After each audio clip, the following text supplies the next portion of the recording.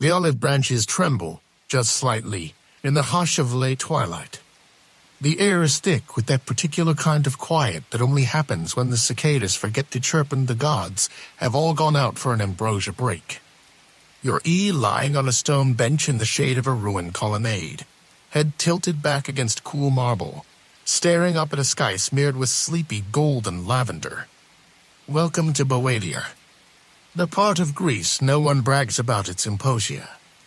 Dust curls gently from the sandals of a passing goat. Somewhere in the distance, a pan flute attempts a scale and changes its mind halfway through.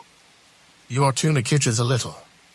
Your ankle sore from yesterday's dramatic stumble over a sacred pebble, and your cousin, whom you sort of admire and also deeply resent, has just been chosen to apprentice with a bronze sculptor in Athens. You, on the other hand, have been sent to the SPIIE. Not for your wit, or your singing voice, or even your above-minus-average ability to locate figs in a crowded orchard. No.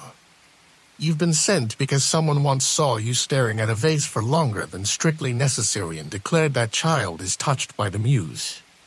And that, apparently, is enough. You're here to serve at the Temple of the Muses. 9 divine sisters allegedly fond of inspiration, harmony, and long walks by sacred springs. You're supposed to assist the priests, sweep the halls, and maybe, just maybe, receive a divine whisper from Calliope or Melpomene or Clio herself. Though mostly, you're expected to stay out of the way and not trip over the marble steps again. Before we start your first full day, consider tapping that like button. Subscribe if you want more sleepy mythic nonsense. And please leave a comment with your location and local time. We like to imagine you, horizontal and barely awake, stretched out across time zones like an old map missing half its corners. Now let's ease into tonight's journey. Your sandals scrape against uneven tile as you shuffle toward the Hall of Broken Offerings. That's not its official name, but unofficially, everyone calls it that. It's where the cracked amphory, half-minus melted figurines, and ill-minus advised devotional pottery go to wait for the next priest with glue and optimism. You've been assigned to catalog them. There's a shelf. Actually, more of a sagging ledge. On it sit 12 vases, each chipped, most dusty, all dramatically tragic in a fell-during festival kind of way. Your job does them. Write down any visible inscriptions, and try not to sneeze on anything labeled divinely inspired. You pick up the first vase. It's heavier than expected. A little awkward, like holding a secret. On its side, in faded red slip, you can just make out a woman with a lyre, glancing backward over one shoulder. Her mouth is open singing, probably, or warning someone about the goat behind them. You stare, and maybe it's the dusk light, or the fig you ate too fast, or sheer boredom, but you hear it. A whisper. Soft. Feminine. Slightly sarcastic. Oh. You're the new one. You drop the vase. Just a little. Not enough to break it further. Probably. Major historical fact: the Muses, in ancient Greek mythology, were believed to inspire all forms of art, history, and science. Poets, musicians, and philosophers often invoke them before beginning their work, hoping to channel divine creativity. Entire sanctuaries, like this one at the SPIE, were dedicated to their worship and study. You blink. Look around. The room is still. Your scroll lies unrolled beside your dusty elbow. You pick up the vase again. No sound. Just a suspiciously amused silence. You set it back down very slowly. Obscure tidbits on votive vases in Muse temples were inscribed with personal messages not to the gods, but from the artists themselves. Things like "Forgive the handles, they're experimental," or "I dreamed this shape in a thunderstorm." Historians still debate whether these were confessions or ancient artist statements. You finish dusting the shelf. Sort of. You write "woman with lyre," possible judgmental expression, and move on. The wind picks up outside. Somewhere a fig drops. You take that as a sign. You return to your corner, curl up with your scroll, and try to decide if you imagined it. The voice, you mean. The whisper. New one, it had said. Like maybe you were expected. Morning arrives with too much brightness and not enough warning. Your eyes crack open like reluctant clams. The floor is colder than it has any right to be. Somewhere outside, a rooster offers commentary on the sun's performance. You consider asking him to tone it down. You dress quickly if you can call wrapping linen around yourself with only half-minus-hearted competence dressing. Your belt is crooked. Your hair is doing something architectural. But no one will care. You're not here to impress. You're here because a muse might find you accidentally poetic. You eat a breakfast of slightly gritty barley porridge and a fig that tastes like it would rather be elsewhere. Then you make your way back to the Hall of Broken Offerings. And there it is again. The vase. Second from the left. Slightly more upright than yesterday. You stare at it. It stares back. Well, sort of. You whisper, half-minus joking. Did you say something yesterday? Silence. Then, so faint you're not even sure it's sound. I said you were late. You flinch. Drop your stylus. Curse quietly and then remember that cursing in a temple might get you turned into a metaphor. The voice continues. Still calm. Still dry. You're supposed to catalog me properly. Not with vague pronouns and commentary on my expression. You stare. You're a vase. Yes. And you're your listener. You blink. The dust motes swirl around you in the morning sun. A bird chirps sarcastically outside. Use it. Fine, you say. Let's talk. Major historical fact in myth and poetry. Muses were said to speak not just through human voice, but through signs, instruments, dreams, and yes, even objects. The Greeks believed inspiration could live in the materials themselves in marble, ink, or the hollow of a lyre. To listen was a sacred skill. To notice was divine. You adjust your scroll. Dip your stylus. Write vase 2. Possibly inhabited by sarcastic muse. Expresses opinions about punctuality. The vase of fats. Even what you're still calling it goes quiet again. You spend the morning cataloging more broken offerings. Most are silent. One hums faintly when you touch it, but that might be your fingers vibrating from too much barley. Obscure tidbit in some regions. Certain artisans were said to trap breath in clay while shaping vases. This breath was believed to carry memory, emotion, or even snatches of forgotten songs. Vases weren't just vessels, they were archives. Emotional ceramics, if you will. You finish your task. You bow to the shelf just in case. And as you leave, the same voice whispers, "Come back tomorrow. I remember a story." You nod. Because somehow you believe it. The second morning comes like an old friend who insists on bringing olives to breakfast and asked for. Slightly salty, but oddly comforting. The sky is pale, the air smells of warm dust and thyme, and your knees crack like overused scroll bindings as you rise from your mat. You dress with slightly more coordination today. Your belt loop actually loops. Your sandals don't rebel. This, you decide, is progress. The Hall of Broken Offerings waits, its doorway yawning open with the kind of welcome that suggests unfinished business. The vase is exactly where you left it. Good, the voice says, even before I use it. Now where were we? You fumble for your scroll. Your stylus feels too thin for what might be coming. Right, you say. You remember the story. The vase hums not in sound, but in presence. And the whisper begins. It was a wedding. Not a famous one. Just two weavers. They lived near the foot of Mount Helicon, where the cicadas sang too loudly and the sun pressed everything flat by noon. The bride wore blue thread in her hair. The groom forgot his vows halfway through. It was perfect.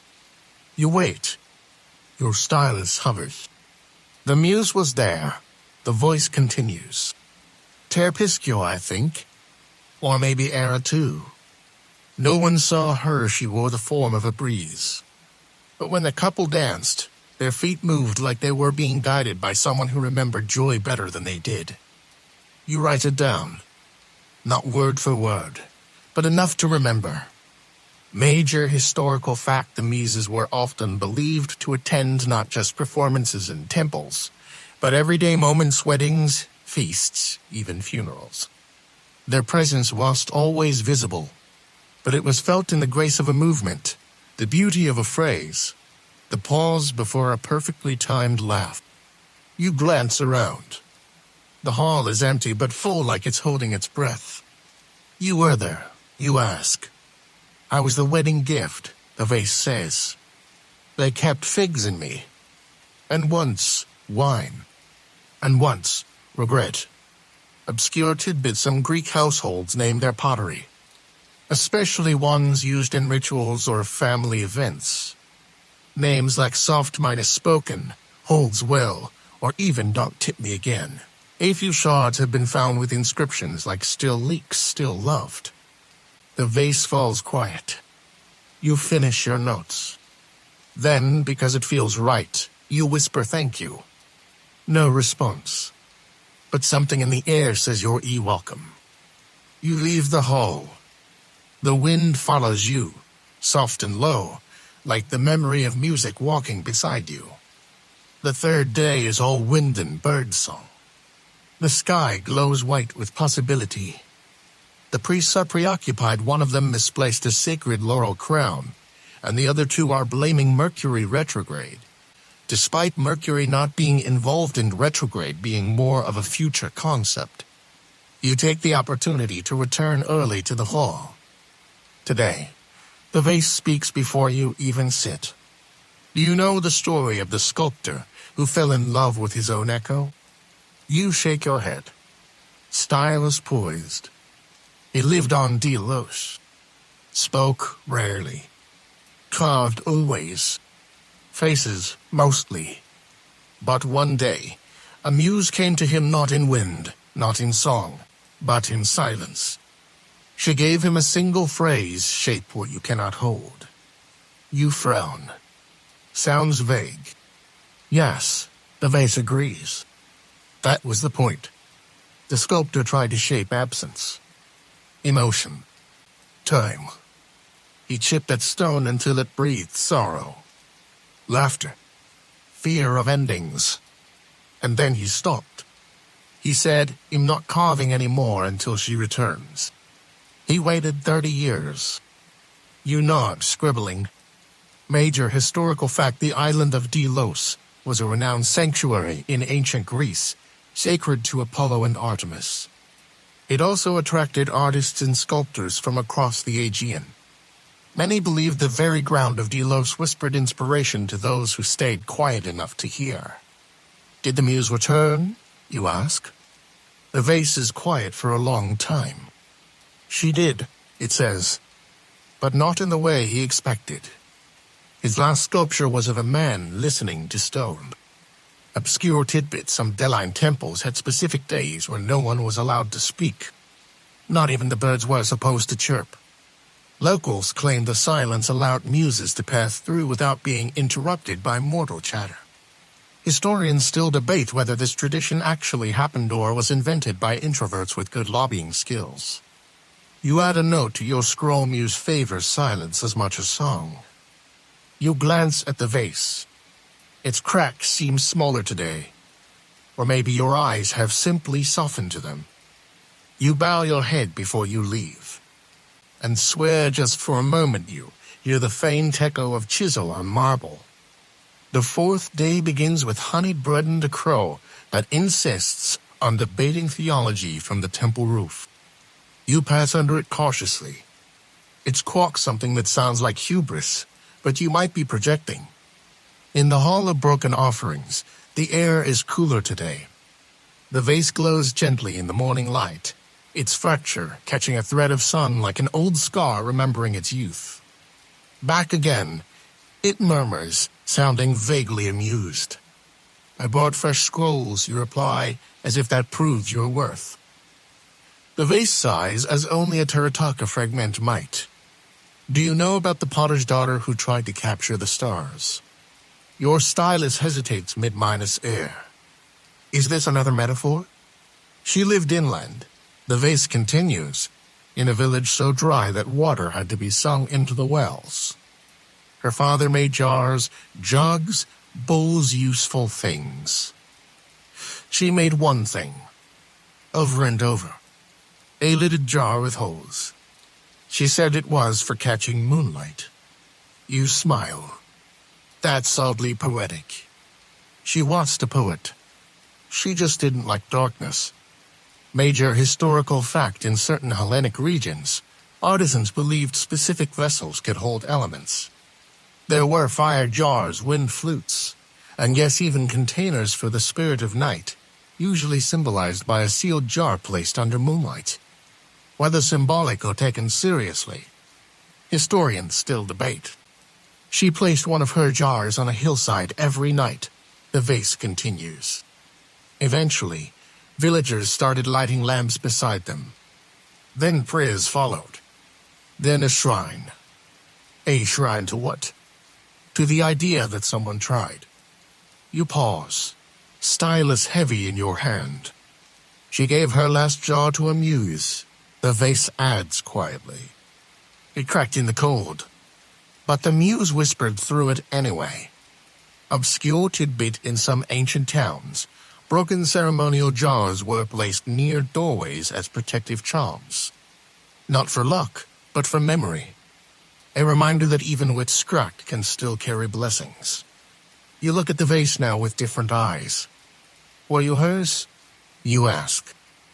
No, it says softly. But I remember her.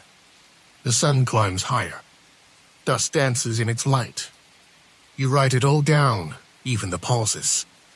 Even the silence between stories. The next morning, you don't wait for the vase to speak. You arrive with ink already staining your fingertips, a half-minus eaten fig in your mouth, and a heart heavy with something that feels like anticipation. I've brought questions, you say. The vase hums in reply. Good. I brought riddles. Use it. Balance the scroll across your knees. Today feels different. Tell me, you begin, what do muses fear? Forgetfuls. The vase answers instantly. And over minus editing. You smile. Fair.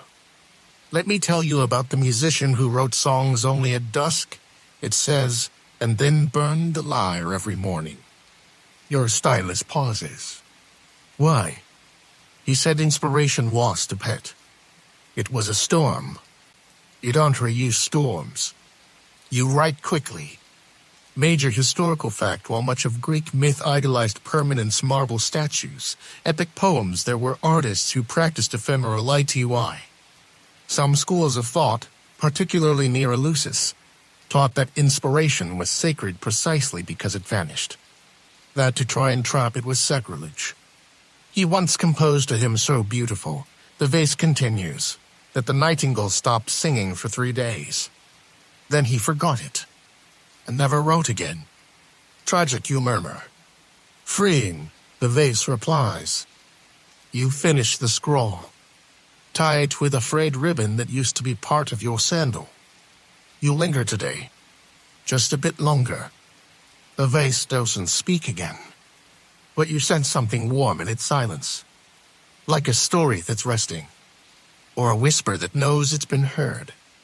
Late afternoon stretches across the stones like a sleepy dog's low, golden, and entirely uninterested in deadlines. You sit outside the hall today, scroll balanced against your thigh, the vase beside you. You've both agreed, without saying it, that sunlight might help.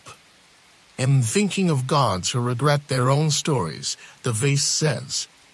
You glance over. That's an oddly specific genre. They exist, it murmurs. Would you like to hear about the one who tried to unminus-name himself? You nod. Of course. He was a lesser river deity. The vase begins. And yes, they're real. Very proud of their meandering. One day he heard a poem so lovely, he felt unworthy of his own title. So he waded into the mountains and tried to forget his name. And did it work? He ended up as fog for a century. Major historical fact, in some rural cult traditions, deities had shifting names, temporary epithets, or seasonal monikers meant to express their evolving moods. This allowed for more personal rituals, and occasionally resulted in worshippers dedicating prayers to a god no longer answering that version of their name. Confusing? Absolutely. Poetic? Definitely. The vase continues. When he returned, he claimed to be someone else. But the frogs knew better. Frogs never forget. It's their curse. You snort. And what did the people do? Built a shrine anyway. Called it the Temple of Ether. Obscure tidbit. In the coastal town of Leros, archaeologists once uncovered a shrine whose inscriptions changed the deity's name 3 times across the same wall. Theories range from a shared space to simple indecision. Historians still debate whether the wall was sacred or just rewritten too often. You jot it all down, adding a small drawing of a very skeptical frog. The vase hums. The sun leans lower. And for once, your pen doesn't smear. Night falls like a yawn you didn't mean to stretch.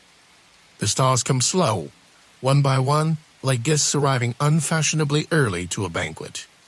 You return to the hall with a candle and a new scroll. Tonight, the vase is quiet. You wait.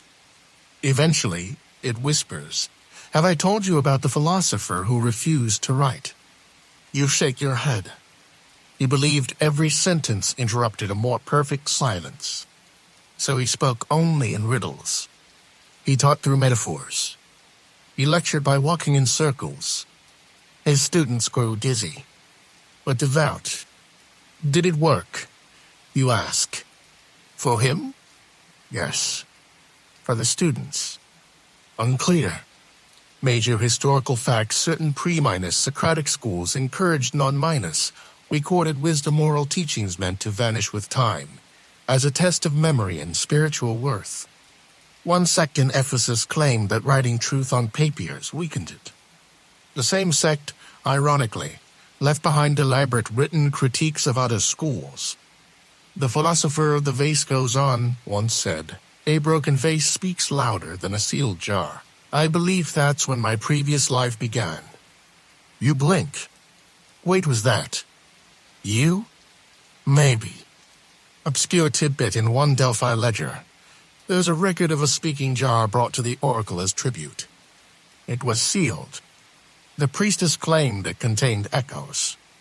Some believe it was symbolic. Others suggest ventrolivitums. Scholars still debate whether it was ceremonial or a prank. You laugh softly. The candle flickers. You write silence as a shape. Words are how we forget its edges. The vase hums in approval. Outside, an owl blinks once. Inside, your candle burns lower, but your page stays warm. Morning arrives with the clumsy grace of a goat in a library. You stretch, roll your shoulders, and stare at the scroll from last night. The words still make sense. That's always a nice surprise. You return to the hall and find the vase already humming soft, low, like a melody hummed through thick wool. I dreamed, it says, of a lyre strung with spitterbears. You raise an eyebrow. That seems ineffective. Exactly. The music it played was so delicate, no ear could bear it. Only silence could dance to it. You scribble that down. It tells you about a minor muse, not one of the 9, not even officially catalogued who inspired Sizen's sideways glances.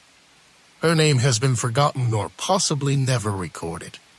She lived in hesitation, the vase murmurs.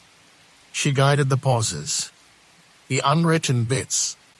Major historical fact: while the classical canon of 9 muses became standard by the Hellenistic period, earlier traditions often included local or unnamed figures, credited with inspiring more ephemeral arts gesture, mood breath before song.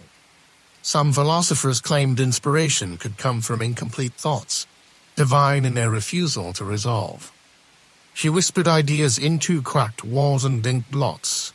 The vase continues. Her temples were half Midas built. Her prayers were murmurs no one remembered after.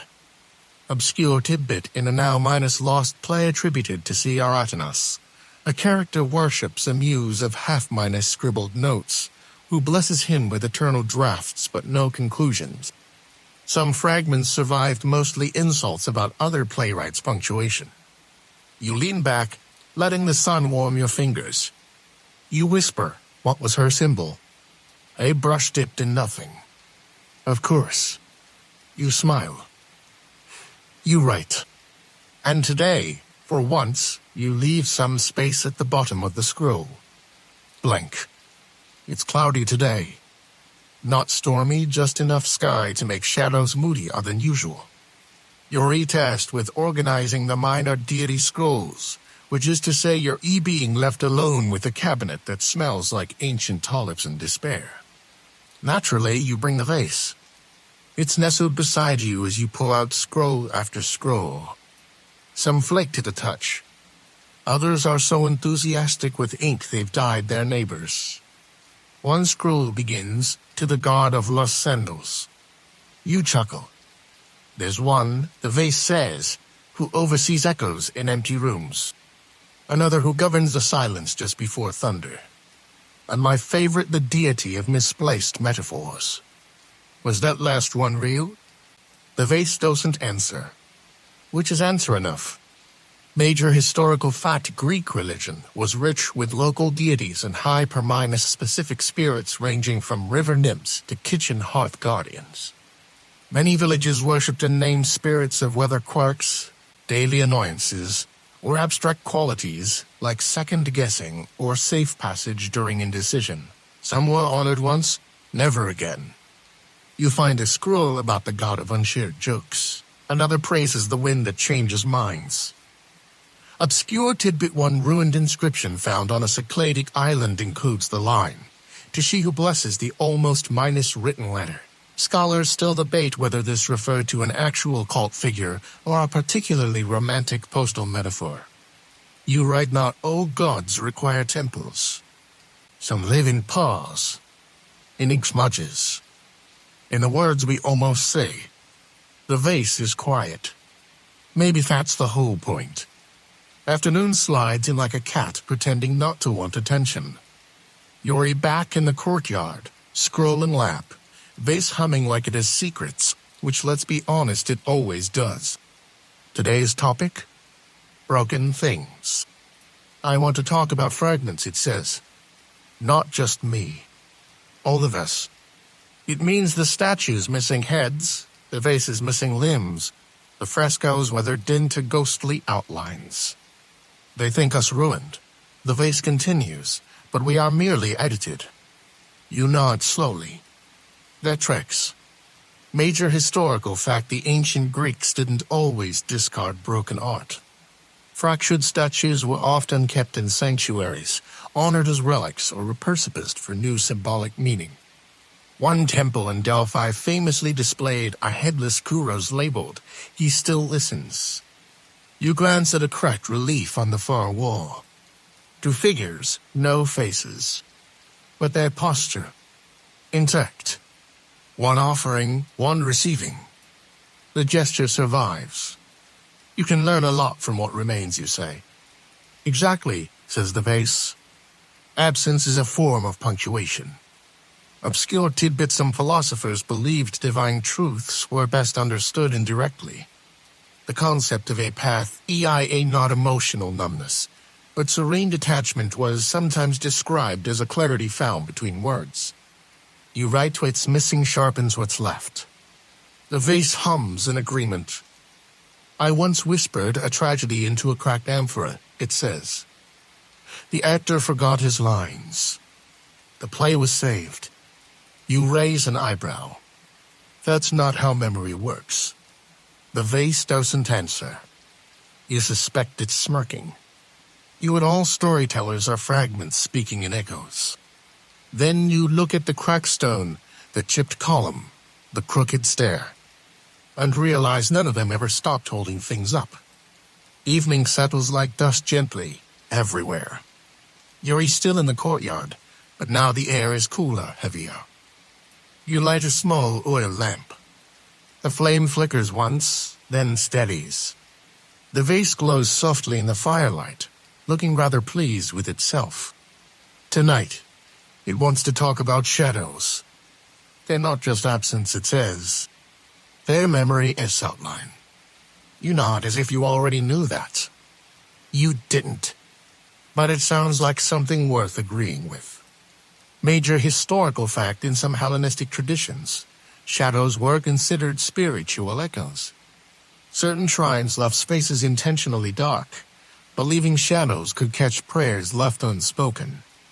One Orphic fragment claims, the shadow hears what the tongue cannot dare.